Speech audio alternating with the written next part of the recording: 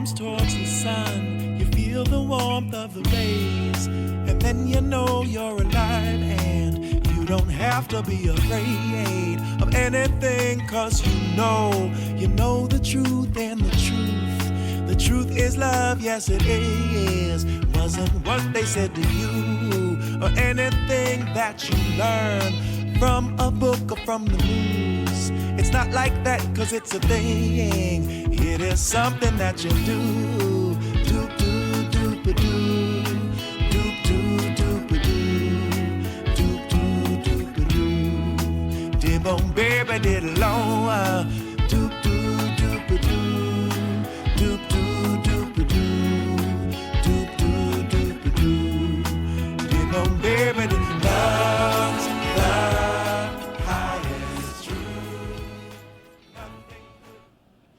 Welcome to the Bassline, everyone. Lyndsey House is a vaccine-injured nurse who went from being a healthy, vital, athletic, working nurse to a severely injured person suffering through a range of negative effects and lacking the energy which she previously had in great abundance. Despite her injuries and the very real challenges that come along with them, Lyndsey is a respected leader in the medical freedom movement and provides spaces for vaccine-injured individuals to support each other. I'm overjoyed today to introduce to the audience of the Bassline my friend, Lyndsey House. How are you today, Lyndsey? How are you holding up this afternoon? Hey, buddy. I'm good. Just checking my heart rate. It's going up and down right now, so I'm leaned back in the couch. It's currently at 143, and it's going up and down to 162, and so it's just acting out today, but I'm not dizzy and short of breath, so that's good. Yeah, well, try to find a nice, comfortable pose as well as you can. I know it's not easy, and that's one thing that's really crazy about being in communication with the vaccine injured and having vaccine injured friends is when you ask someone how they're doing, normally it's just like, oh, I'm doing fine, I'm doing okay. But when you say that to people who are suffering on a daily basis, it takes on a totally different meaning. Yeah, it does. And you really get into deeply how their quality of life has declined, So that's definitely a good point to bring apart. Yeah. And, I want to, before we jump into our conversation, I just want to thank Lyndsey for not only being a great leader in our medical freedom community, but particularly for supporting the Bassline. She's just very supportive in the community and very avid to spread the good word, to pass the ball, et cetera, et cetera. So thank you so much, Lyndsey, for being supportive of our efforts over here. Yeah, you guys are doing good things, and it's something that's needed to break away from the mainstream and get the real boots on the ground people in there that are seeing these things and being able to tell the real data and evidence-based information. Absolutely. So thank you guys for what you do as well. Well, absolutely. Thank you so much for that. Now, please tell us, Lyndsey, about the circumstances of your vaccine injury. You were a nurse, yeah. And what was your feeling, first of all, in terms of the vaccine when it was introduced? Were you looking forward to receiving your vaccine? Were you vaccine hesitant? Were you just following orders like a loyal soldier? What was your state of mind in terms of the vaccines being introduced? Were they mandated in your jurisdiction? And when did your injury occur? Did it occur upon your first shot, your second shot? Was it instant? Was it a week later? Just please take your time to explain to us the circumstances of how your life was changed on account of all this. Yeah, so first off, I did not feel comfortable or want it at first, just because of how quick it came out, because it takes years for this kind of development and vaccines to have research and all that, the trials and everything. And also, I'm of childbearing age. I was 36, and I hadn't had any children yet, so I was concerned about that as well, because there was no testing in pregnant women or children whatsoever. So those were my two things. And, of course, I had just graduated nursing school. I started out as a new grad in July of 2019, and I actually just got released out of orientation on my own January of 2020, right before the lockdowns happened in March. So I was a brand-new nurse, just had graduated nursing school. I had been married for 5 years, and the husband and I had planned to go to nursing school, get my career as a nurse, and then try for a family. So I decided to get my injections. It was mandated per employment to keep my career. Just having gone through school and trying to prepare for a family, we were not in the current situation where we could forego for me to not take the vaccine. So I did take it. My first two were Moderna. The first one was December 23rd of 2020. So I was one of the first cohorts in the medical community to get the vaccine when it rolled out to us December 11th of 2020. After my Moderna, I had 8 hours. I was getting body aches, hot flashes, your run-of-the-mill, what they call normal side effects. And then it went away in 48 hours. And then 4 weeks later, I got my second injection per mandate orders, and kindly did the same thing, except for this time with the Moderna, I kindly felt what we describe as internal vibrations in my leg, and I'll go into detail more later on about that symptom. But I felt that, and then I had a syncopal episode, which is where I actually passed out. And then 48 hours, I was kindly back to normal again. So it was kind of weird. I would say those were reactions, but then once my body came back to normal, we didn't, think of anything of it. So we get to August of 2021, and some of the oncology co-workers that I was working at the moment, we decided to get our antigen and spike protein tested to see what our levels were, to see how much protection, because at the time we didn't know spike protein was bad. So we all went in the office, and some of their results came in, and then mine came in. Mine was 2,000 spike protein antibody and antigen tests, and that was 8 months after my Modernas. Some of the other coworkers, they were sitting at 0.5, 200, 300. I think the one closest to me was maybe 650, and they were freshly boosted. So that was we didn't even think anything of it. We just thought, yay, good protection. I have not had the virus. We did later do nucleocapsid testing that proves that I have not had the virus. So my injury is solely from the vaccine. So we get to December, and they started pushing the mandates on the boosters pretty hardcore at our facility. They were offering us paid time off vacation of 40 hours in trade for the booster. They were offering us have to wear our mask unless we were face fronting with the patient or doing patient care, and then some other incentives as well. And at the time, I was like, I'm going to try for a baby, so I did not want to get it mandated to me while pregnant. So I went ahead and took it. I reacted the same. It started 8 hours in.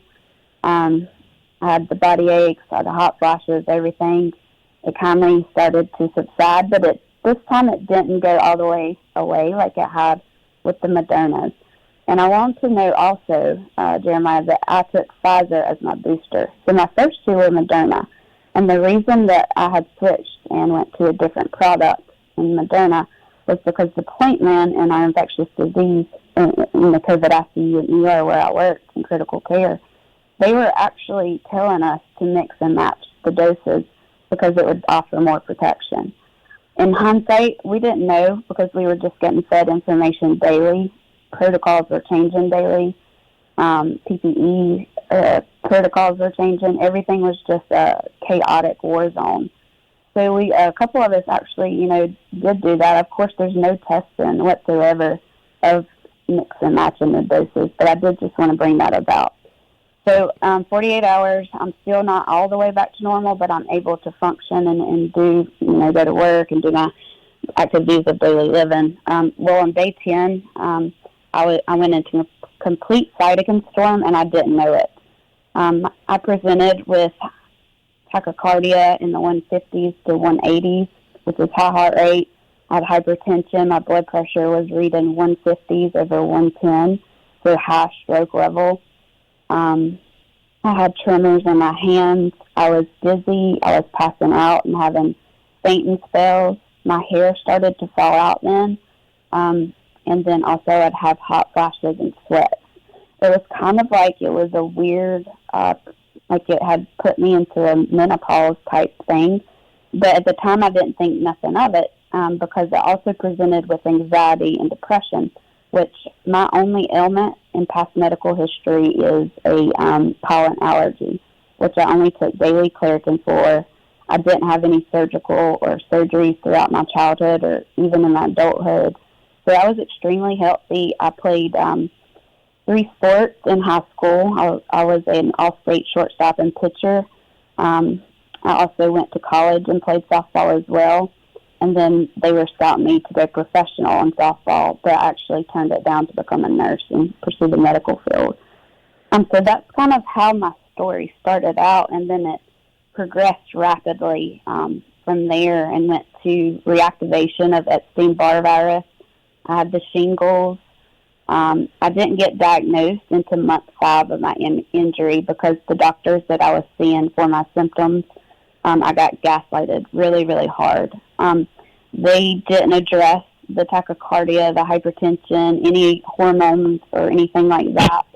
They just wrote me off as all new onset of depression, anxiety, OCD, PTSD, and ADHD.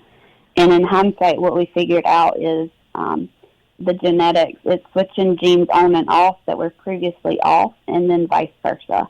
So now I have the MTHFR gene mutation.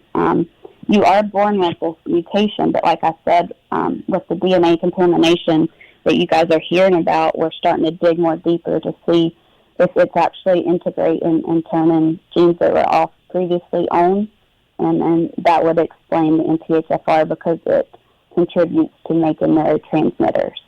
So what it had done was completely wiped out my neurotransmitters, and we actually just sent off a new panel yesterday to get them rechecked. And when it does that, it depletes your serotonin, your dopamine, your norepinephrine, your GABA, all the things that we need and the chemicals for our brain to use daily. And when that's depleted, you're going to see your depression, your anxiety, and your mental health stuff. And also the spike protein crosses the blood-brain barrier specifically. We're seeing it hit in the frontal lobe and the front cortex, in the white and gray matter specifically, and in the limbic system. So you're going to see your cognitive deficits. You're going to see your dexterity, your brain fog decrease, your processing time. Your limbic system is your behavioral stuff. So we have been seeing lots of anger, psychosis, your anxiety and stuff like that as well. But yeah, that's kind of how it took off. And then since then, we have done a bunch of panels in the past 2.5 years that I've been injured. I am documented, diagnosed, and confirmed by 3 different providers. And I'm also documented as having temporal causation in my chart from time of injection to time of symptom onset start time. So I'm completely disabled now at 38. Some days I'm bedbound and couch-bound. Most of the time I'm housebound, and I only get to what I call go out into the public now, the wild, because honestly it is chaos out there. Yeah. But just lab appointments, doctor appointments, and reason being is because it knocked out my immune system as well. So I have to be careful that I don't pick up anything that I don't need. But any questions before we dig deep into the results and stuff, Jeremiah? I know I've been talking for a little bit. No. I wanted you to really lay all of that out there because you're so well educated as to your condition, and it's really important that people just understand the scope and the width of what you've experienced. I wanted to chime in and just make a few points in reaction to what you said. As far as psychosis goes, it was actually just a friend I was speaking to earlier today.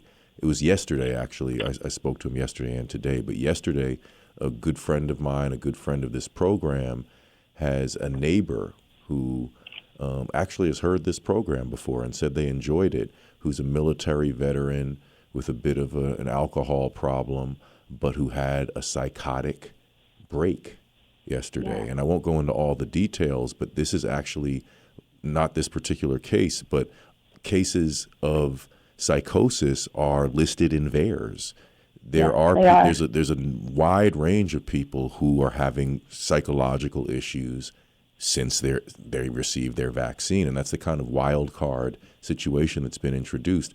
Like yesterday in one of the injury denial spaces on Twitter, they were mocking the idea that the basketball player who lost his life in a car accident, the brother, I forget his name, but the brother of Aaron Gordon, who currently plays for the Denver Nuggets, his brother died in a car accident. They said, oh, the anti-vax people are going to blame it on the vax. Well, you know what? We can't arbitrarily just blame it on the vaccine. But yes, when people start blacking out, when you're on top of a ladder and you black out, you can die. When you're driving a car and you black out, you can die. One of the first vaccine injuries I heard of firsthand was a friend of mine. Her mother received the shot and later on that day collapsed and then started doing this, periodically. She just started falling down, which eventually resulted in she has a huge fracture on her face, broken orbital bone, because she just fell down. This was something that never happened before she received these shots. So there's all these things that are happening, and we don't know exactly what we can attribute to the vaccine and what can be attributed to something else, but we really, really don't know. Another thing is, you made the very interesting point that you received the Moderna shots and then you received a Pfizer booster, and that's another subtle aspect. It's actually not that subtle, but compared to the obvious things that people are unable to even acknowledge or respond to, another aspect of this crime was all this sort of mixing and matching and doing whatever you want to do. Like, for example, telling people who had just recovered from COVID, oh yeah, take a vaccine too. When the whole point of a vaccine is to prepare your body for a pathogen it's never encountered. So why are you overloading people's immune systems and pretending like there's positive data to taking an additional injection after having already survived the pathogen, or, there was some benefit to mixing and matching Moderna and Pfizer? Well, there's no evidence of that. You guys are just claiming stuff. Talk about anecdotal. They use that term derisively, and everything that they said was anecdotal pretty much from beginning to end. They talk about misinformation. They were the leading purveyors of misinformation. But let me ask you now, Lyndsey, you just gave us a really good layout and overview of what you've experienced, and you're also very much connected with other vaccine injured individuals. You host the Vaccine Injured Lounge on Twitter, and I've met so many people in your spaces. There's so many people coming together around this issue. There's even a number of vaccine injured individuals who were injured from more conventional vaccines, from the tetanus vaccine. Yeah.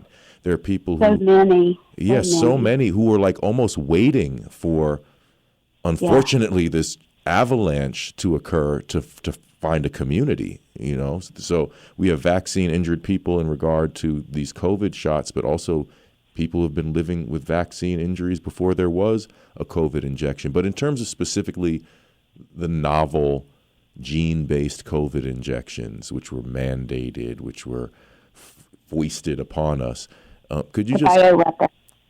Yeah, the bioweapon, exactly.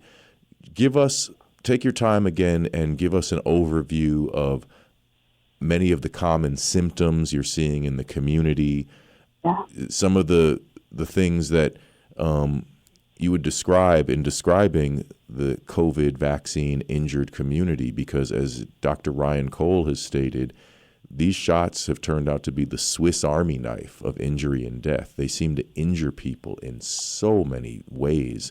It's perplexing. So far from our surveys and research that we've done with React 19 and the Listen study, they've identified over at least 200 different symptoms that can occur simultaneously or, come and go and resurface throughout their journey. And then we've had some people that don't have any reactions, and then they'll go 6 to 8 months or even a year later and start to have issues. So we're starting to see the timeline as the years go by, because we're heading into year 4 for some of these injuries. The government has completely abandoned us. They know about us. They talk to us. They know our stories. They know who we are. They have completely shut us down and do not help whatsoever. And the NIH has as well with the trial participants that, like Jeremiah Stresson that did AstraZeneca and Maddie DeGarry in the Pfizer trials. Right. So they got gaslighted pretty hard. And NIH has disclosed from their own mouth that the spike protein causes an immune-mediated response, and that's what the problem is set off by and what starts the cascade of events. But some of the things that I've been diagnosed with and symptoms that we're seeing, I'll run through mine, and then I'll go through a head-to-toe kind of thing because it's very systematic because we're so complex, because literally every body system is affected. So some of my diagnoses are severe POTS, and we're seeing POTS, mast cell activation syndrome, and Ehlers-Danlos syndrome. I call it the trifecta because those three are the main majority of what the symptom presentations and what we're seeing pop up in us, and small fiber neuropathy as well. But I have POTS, MCAS, essential tremors, reactivated Epstein-Barr virus, shingles, fungal and bacterial infections, vasovagal syncope, inappropriate sinus tachycardia, ventricular trigeminy, palpitations, alopecia, which is hair loss, mitochondrial failure, MTHFR gene mutation, monocyte line transfection, cytokine storm, microclots, which are amyloid fibrin microclots, short of breath on exertion, joint pain, swelling, neuropathy in hands and feet and all over, short-term memory and cognition issues, brain fog, ADHD, OCD, PTSD, anxiety, depression, skin rashes and bumps that will pop up, like autoimmune type lupus rashes. I have sensitivities to light, noise, the sunshine that makes rashes on my skin, tinnitus, menstrual cycle issues, hormone fluctuations, adrenaline surge dumps, circadian rhythm issues, insomnia, excessive daytime sleepiness, GI issues is huge. Muscle mass loss is another big one that we're seeing. Is just muscle mass wasting, hypertension, hot flashes, and a lot of muscle spasms and cramps. Some of the other stuff that the other injured have had that I haven't are seizures. We're seeing multiple sclerosis. On some of our one-year follow-up scans of our brain and MRIs and CTs, we're seeing brain shrinkage in the white matter specifically, and that's very, very concerning because it's so rapid. We're also seeing Crutchfield-Jacobs disease with the amyloid protein misfolding in the brain, and it's rapid. They're passing pretty quickly when usually that disease progress is pretty slow. So that's very concerning for the fact of the talk of prions need to be brought up. And they did find prions in skeletal muscle tissue in a long COVID study recently that I've put on my link tree for people to go look at on Twitter. If you don't know my account on Twitter, please check out my link tree. It's my holy grail. It's my Bible. So if I've done it, researched it, anything with vaccine injury, research, labs, imaging, medications, it's all there. So I would just advise people to go there for any resource links. Some of the other stuff that we're seeing is lots of like weird symptoms, like I was explaining earlier, the internal vibrations in our legs, feet, arms. We're also seeing lots of fatty liver with no history of alcoholism or genetic stuff. So we're assuming that the spike is, clogging up the liver as well with the lipid nanoparticles. Everyone has been aware, hopefully by now, that the DNA contamination of the plasmids that they had in E. coli, the SV40 promoter, cancer promoter, and the pseudouridine that they found in the vials is definitely making a mess of things. I definitely want to point out that the reactivated viruses have been pretty prevalent as well, especially in the Lyme community. And we're also seeing lots of albicans, Candida albicans, and mold toxicities as well. So you're going to see your Epstein-Barr, people that had mono as a child, of course your chickenpox and shingles, your HHSV, your CMV, and all the tick bite diseases are popping up pretty prevalent as well. So for me, my cytokine storm, it started on day 10 due to symptoms start time, and I'm currently still in it 2.5 years later. I know a lot of people are like, how are you still alive? Usually when you're in cytokine storm, you're in the ICU on a ventilator with sepsis, and your body is just shutting down in multi-organ failure. The only reason I'm still alive is God, and I feel like He has put me here in this assignment for a reason, and this is what I have to do, and why I'm so very transparent in what I do. Because people need to know this stuff. The media, the government has kept it from the public, and whether it's information that you want to hear or not, because it's horrible information that nobody wants to hear, everybody deserves to hear it. I agree. Because it's, yeah. So for the cytokine storm, I tested initially in 2022, and I had 6 out of 14 cytokines activated and elevated. The main one at that specific testing date was the SCD40 ligand. And what that is a cytokine that does the platelet cascade.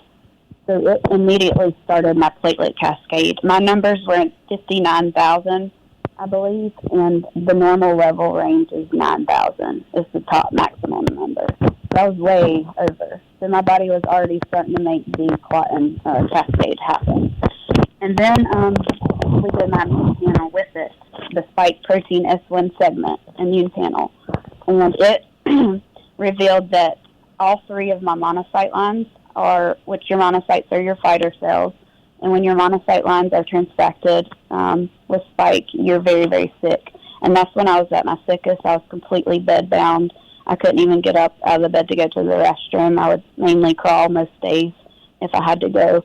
But then the next panel we did was 2023. I started a protocol with it's an HIV medication called Maraviroc and atorvastatin. And what it is, I tested negative for HIV. We are seeing false positives in the community, and that's the concern because they just found that the GP120, which is the glycoprotein 120, the spike goes bind to that, and that's the HIV insert. So that's concerning for future testing and other individuals as well that needs to be researched and looked into. So when we tested my monocyte lines in 2023, we cleared the lines. So the protocol that we were on, the statin and the Maraviroc, which is the Maraviroc is a CCR5 inhibitor. And at the monocyte lines that were transfected, the CCR5 receptor site was the area that the spike was binding to. So what the inhibitor does in the Maraviroc, it makes it so it can't attach to the receptor area. And then the atorvastatin was said to break down the lipid because it is, it's a fat. And that's what they do. But we did clear the line, so the protocol worked, and I stopped the medications because those are both being used off-label and experimental for the vaccine injury right now. So we get to 2023 at the end of last year, and I started to decline. My progress of my activities of daily living and function status was probably 60% functional, where I could actually do things daily, bathe, cook a meal, do some laundry, stuff that we take for granted. And I dropped back down to about 25 to 30% functional, and I was completely back to being, couch bound and bed bound. So we retested my lines, and we got some what we kind of would expect, which is I'm a spike protein factory because I had retransfected my one of my monocyte lines this time instead of all 3. But this time I also activated 11 out of 14 cytokines, mainly the interleukin 6 with 48. That's your pro-inflammatory cytokine, and it was the normal range for that is 1 to 3. So I was supposed to be a 1 to 3, and I'm sitting at a 48. So I'm super inflamed. Also, the monocyte panel, it knocked out my T cells. So my CD3, CD4, and CD8 cells, my fighter cells, were almost completely gone. So that's what the topic VAIDS brings about, the vaccine-acquired immunodeficiency disorder. I know you guys have heard of that. So I don't have HIV, but it's mimicking the HIV virus is what it's doing. And I have no functioning immune system currently.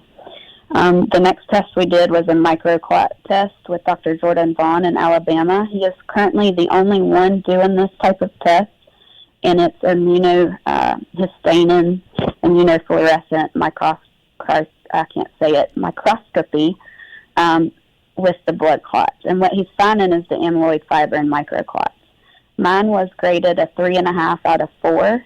It was moderate and widespread with endothelial cast. And what the endothelial casts are, it's the inflammation in the little finger-like strippings, fibrins that you see hanging off the ends of it. And we're seeing issues with this. Recently, I just had a MRA angiogram of my left iliac vein because we're seeing the microclots lodge in our veins, and this is called May-Turner syndrome. And it's causing lots of issues. It's causing blood flow to your feet to be cut off, and you're having lots of numbness and tingling, and your feet are mottling, which means just turning black and blue because it's not getting any blood flow. So it's lots of clots. They have to go in and actually extract the clot and put a stent in to fix this problem so it doesn't keep clotting, and then eventually if it does that, then you'd have to get your limb amputated. Wow. Because it's not getting blood flow. It dies from lack of oxygen. Wow. No, it's insane. The next one was the microbiome panel. I did this with Sabine Hazan. She is a world-renowned GI doctor. She's a wonderful, wonderful, smart individual. She knows her stuff. And she's found out that the vaccine is completely wiping out the bifidobacteria and the good bacteria in our guts. And this is extremely concerning because your gut is your second brain. And if your gut is inflamed and leaking into your cavities and the rest of your body, you're never going to fix your main root cause of all this, which is inflammation. So I was almost completely eradicated my bifido and lactobacteria, and I did have an overgrowth of bad bacteria. So what it's doing is it's kicking out the good bacteria and overgrowing in bad bacteria. And we found, of course, E. coli, which we have E. coli in our guts already, but with it being curated, the plasmid DNA is being curated in E. coli, we're going to see some more in your gut because of that. So it had E. coli, Klebsiella, and H. pylori, which is Helicobacter. So we're seeing those 3 bugs. So that's important, is the microbiome on a strict diet right now to build the bifido, and then just have supplements like zinc, magnesium, vitamin D, and copper and selenium to supplement. And we also got my micronutrient panel back. So the 3 panels that I have suggested to people is get a good basic DNA panel, a good basic micronutrient, and a good basic microbiome. That way, your protocol and your treatment for your injury will be tailored specifically to your results. And that's where we're seeing a lot of things, because in the community, not one thing is going to work for all. We have not found one single lab, imaging, or medication supplement modality tool that works for every single person. I did want to make that clear. This is Russian roulette. It's trial and error. We have to, make sure that we know what we're doing and research our products, because we don't want to harm ourselves even further trying to figure out what can help us have a better quality of life. That's the goal that we're looking for. Well, that was actually my next question for you. Yeah. Is in terms of how would you characterize the efforts to resolve some of this? I mean, obviously, when someone gets severely injured, sometimes it reduces your quality of life forever, right? It's not like we just go to a mechanic and just replace, an engine with another engine, right? The human body doesn't really work like that. But people can also heal, and sometimes to a miraculous extent. So, yeah.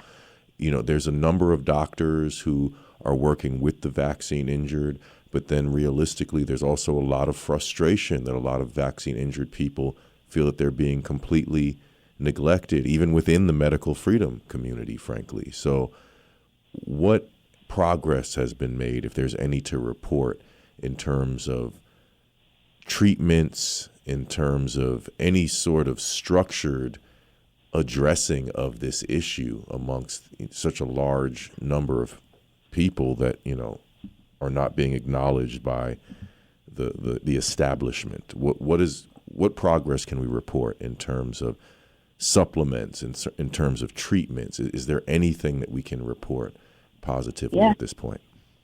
So we do have a list, and I've actually just made a 20-page guidebook for like a layman's term back injury. Where do you start? Where do you, start to finish type of thing? Kind of like a guide to do your journey. And what we've found is it's our grassroots that have actually done the research themselves and the injured have taken it upon themselves to be their own providers and to figure out what helps and what hasn't because of the lack of appropriate medical care. And I don't mean that ugly. I mean it saying we are so complex that some physicians don't even want to mess with us. They can't deal with us all on their own. It's going to have to take specialties from each cohort to come together and put it all together as a big picture, just because of how complex and each body system is affected. Another thing, too, is they just don't know how to help. They want to help, but they also don't know what to do. And that's the big problem, is we kind of paved the way with our results and trials and errors of the modalities. But you're going to get, right now, technically, your vaccine status does not matter, period, because you're going to get spiked from 3 different ways. You're going to get spiked from the vax, the virus, or the shed-in. And so go ahead and knock that out of your way. The main goal and main topic is spike. That's the main evil and what we're up against. So we have seen good progress with healing in people in the injured community, but it also depends on severity, what was injured, and how long you've been injured. Some of these things needed to be addressed right away after the injury occurred. So people like myself that have been injured for so long, we may never get back to a certain percentage. Like I have a goal of I want to, of course, be 100% back to normal, but I have to be realistic in all my injuries and what's happened and lack of treatment and care. So my goal is at least 85 to 90%. If I could get, somewhat that. And some of the injured, they have that as well, and they have surpassed their goals. So we just don't know, Jeremiah. It's just up in the air, but all we can do is keep going and keep testing and keep putting our brains together and fighting to figure it out. That's all we can do. It kind of reminds me, in society, a lot of the times, these terrible things will happen in one area or another. And sometimes these enormously terrible things then also prevent us from looking at the day-to-day bad things that need to be fixed, that might not be as severe as this terrible thing that we're talking about, but what about all this other little bad stuff that we need to fix? Yeah. And harm is harm regardless. Yeah, exactly. If you have a symptom or a diagnosis since your injection, I would deem it the vaccine until you prove it otherwise, because before that injection, you didn't have that ailment. You didn't have that disease process. Your hair wasn't falling out. Even if it's very minor, right, it doesn't still harm, and it was caused, and you didn't get informed consent. The consent you got was it's safe and effective, right, which it is not. Right. So, yeah. There's a number of people who I've met, a number of people I've heard of, who they haven't been injured to the extent that you have, but they have like significant problems now. Like even simple things, for example, I heard of a person. Of menstrual stuff. Yeah, lots of that, as Dr. James Thorpe has stated on this program, Dr. Lee Kimberly Biss, they've both given firsthand professional accounts of witnessing that stuff. But, I heard of, for example, someone who couldn't lift their arm over their head, the arm that was injected. They said, I've lost mobility in my arm. Just very simple, very specific. Our quality of life some days are that of a cancer patient or of a congestive heart failure patient. Wow. Yeah, it's just, it's so terrible. And I also want to point out something that's been sort of ringing in my head, looking at the suffering of my friend on the line with us, Lyndsey House, looking at some of our mutual friends that we know from the medical freedom community, some of the vaccine injured members of that community. Some of these folks have been injured in such a way that, for example, all that Lyndsey has described this afternoon, just what she has said should give pause to the entire nation as far as I'm concerned. Unfortunately, you're not the only person who's severely injured. But even if just one person was injured as severely as Lyndsey is, well, we should stop and acknowledge the truth of that. But there's just something so, I don't know even what word to use, it just gnaws at me that these people would implement something so dangerous, ultimately proven to be so harmful, and then won't even look at the harms of what they have done, which tells me something that's really evil. Because, if somebody does something and they make a mistake and there's a really severe outcome from the mistake, you still have an opportunity to apologize, even if you can't fix what is wrong. You have an apology. You have an opportunity to acknowledge what has happened. But when you're refusing to acknowledge the harms that were the result of your policies, something that you recommended, we know something is really, really foul here. And, and that takes me to the question of, are you engaged in any legal action around this? Are you in communication with a lawyer? Do you have any pending legal actions? I mean, I know it must be really overwhelming, which is another way that they actually get people and overwhelm people, because if somebody's fighting for their very survival, they're not necessarily thinking about a legal case, right? They're thinking about their survival first of all. But there is the issue of a legal injustice that was inflicted here, and injustice on multiple levels. But do you have a legal case pending, or is there any plan for legal recompense? Nothing pending currently. I haven't filed yet, but I do have representation. And I'm actually going to, on June 7th and 8th, I got cleared to fly by Dr. Corey, who's one of my providers, and my primary doctor. They both cleared me to fly with the microclots because I was concerned about the altitude. It messes with our pressures, and it also causes palpitations and shortness of breath. So we have to be very careful. But I'll be in Denver, Colorado at the Freedom Council litigation conference that Warner Mendenhall is putting on. And they're going to have a panel of vaccine injured, including myself, Bree Dressen, Danielle Baker, and Shelley Utter. And we're going to go through different types of the legal obstacles that we've each faced in our journeys, because they have each been different. And that's with ADA accommodations, family medical leave, EEOC, FOIA, blocking medical records. Some of our medical records have been breached. Our HIPAA violations have been breached. Multiple times, actually, we're going to address VAERS, CICP, and those programs, and how corrupt they have been as well. And then we're also going to address any other legal issues, such as the class actions, the civil suits, and then individual case suits. So that's where I'm at in the legal realm. Some of the others are a little bit further, but I'm doing mine a little bit different in my approach, because I'm probably going to go after my employer first. Well, good idea. I mean, everyone involved should have to pay a price for the crimes committed, as far as that. And I don't know if the bar has been captured like the other people, like big pharma, big media, even the scientific community is captured. They're blocking publications and research articles from getting to the public, and that's just a crime in itself, too. Yeah, and a problem there is, hey, folks, these guys are really powerful and they have a lot of money. Yeah. So, suppression of an article, that's like petty cash in their budget. That's not even one of their major expenditures. Delay too, because the researchers aren't wanting to publish their articles because of the chance of them trying to block it, because it costs a lot of money too to get publications out there as well. So it's a lot of research and a lot of time and money. So it's huge. Right. It needs to be addressed. And then, like we had a great firsthand account, unfortunately, in terms of the situation, but from Australia last week, Dr. Maile Trin talked about how she was persecuted. And there's another answer to the question of, well, why aren't doctors speaking up? Well, everyone says it's fine. Well, no, people, they don't want to lose their jobs. They're paying for their kids' college tuition, and they're paying their mortgage. Many of these folks are still paying off their own student loans. So, it takes courage to speak out. I wish there was a lot more of it, but you have to understand it's pretty obvious that enormous social pressure was applied to not rock the boat, to not ask the questions that should have been asked. Right.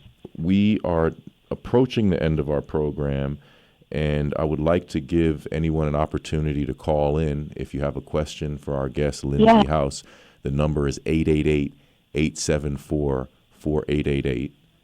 888-874-4888. It's always great to hear from you. But I'd like to ask you, Lyndsey, what would you like to lay out in terms of short term, and if you'd like to throw in long term, short term, whichever way you see it, could you lay some goals down for us as far as a medical freedom community? Because obviously we need to get the word out. A lot of people don't really know what's going on. They don't understand the extent of the harm that's been inflicted.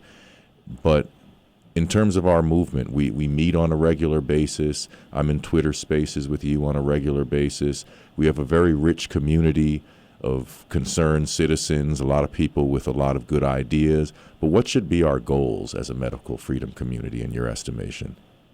Just taking what I really want to do is see some of these providers get together with the community, and based off of all the results and the kind of guideline that we've laid out with us, I want to see them do some case studies on us individually so we can bring highlight to that, and then maybe they can publish our stories and research, individually as well. But just to be on the same page, because of how much data and how much of the attacks and how much we're up against. Because if we're not on the same page and not educated on what's going on, they're going to use the fear-mongering and the infighting tactics. They're going to use whatever they can throw at us to throw a wrench in our journey and our success. So we can't let that impair our judgment and our main goal, which is to save humanity. Essentially, this is a battle for our genomes. And I didn't even address this yet, but I'm actually one of the ones few of us that are being DNA research for integration. So they're going to actually transcribe my DNA to see if the RNA DNA has been integrated with the dirty plasmid DNA from the valves. And we're also seeing a lot of, not a lot of, but I have 3 that I'm monitoring in the community of low sperm count. They were completely healthy prior to, now they have 0 sperm count. This is huge concerning because our reproductive and our children are our futures. If we don't stop this now and at least investigate and pause, they're not going to have a future, I'm afraid. Yeah, great point. This whole issue of DNA contamination, I mean, how horrifying. And it's just really scary because so many things that they've stated up until this point have proven to be completely inaccurate. They said, oh, it doesn't do this. Oh, well, it sometimes does. Oh, it doesn't do that. It's supposed to do this, but it's not doing it. And now we're getting to that really scary portion of, well, what about our DNA? This is gene-based stuff that you injected us with, right? Could that infect our genes? Oh, no, it couldn't. That's impossible. Oh, wait. It's been proven. We might have messed up there, too. Sorry about that. We have Eduardo on the line from Brooklyn. Eduardo, how are you today, brother?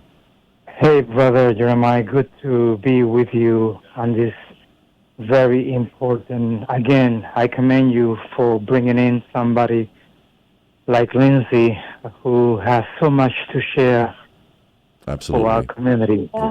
Thank you. I would like to ask, yes, Lyndsey, I would like to ask you, I realized that you were just coming out of nursing school and you had plans with your family, and you were one of the first recipients to receive the Moderna towards the end of 2020. Mm-hmm. Now, my question to you is, at what point in time did the indoctrination of your medical schooling interfere with your ability to actually listen to what your body was going through? Gotcha. That's an amazing question, actually. And I get asked this a lot. Before becoming a nurse, I was in the ER working night shift in registration and insurance for 9 years. So I have seen and I have been indoctrinated all my life, It was very hard for you guys to get good information of warnings and everything to us on the inside. I will say that the censorship was so tight in that manner. But,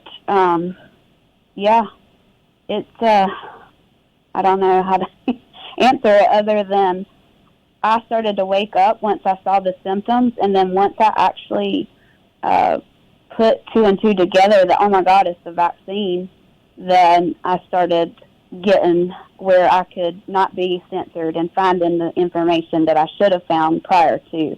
And then that's when indoctrination stopped, because that's when the common sense, the instincts, the discernment, and all those things that we need to be doing right now currently kicked into place. And I was so sick, I didn't think of it. This is safe and effective.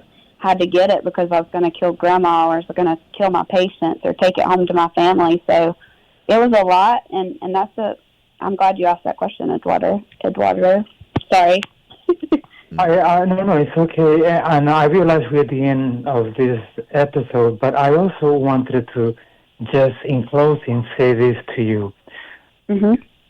Have you had the time to actually forgive yourself for what you've allowed yourself to literally be used as a guinea pig? Have you gone through the process of saying, you know what, I did what I did because I was induced, I was pressured, I was mandated, I was going to lose my job, for whatever the reasons which we are all aware of? Have you actually come to terms and said, you know what, I forgive myself? Absolutely, and that's a good question too. And I bring this forward in part of our healing sessions in the community, because it's very important to give yourself grace. We didn't know. We did the best with what we got, with the information we had at the time. We should have never, ever been put in that situation or choice to begin with. Everybody was in a different situation, so everybody's decision would be different. And like I always say, don't judge someone based off of the chapter that you walked in on, because everybody is different. But yes, in my healing journey, I have forgiven myself. One thing that we have come across that's a problem in the community is we haven't had time to grieve our old lives yet, though, because in the fact that we're still trying to figure out how to heal, and we still don't know the unknown out there. So that's a big problem that we're addressing. But yes, I have forgiven myself, and I am a child of God, and He is the reason I'm here, only talking to you guys, because I shouldn't be here, honestly. Amen. Well, you, as of today, I just met you through Jeremiah. You can consider me on your side as a warrior, and I am so proud of you. I am so proud of you. And thank you again, Brother Jeremiah, for bringing Lyndsey onto the air. Thank you, Eduardo. Always a great call, and great questions for sure. And yeah, folks, I've recommended it before. If you're not on social media, I totally understand, but there are some really good connections being made on Twitter. And, please follow Lyndsey on Twitter. She has a great account that will keep you connected with the vaccine-injured community. She hosts regular spaces, the Vaccine Injured Lounge.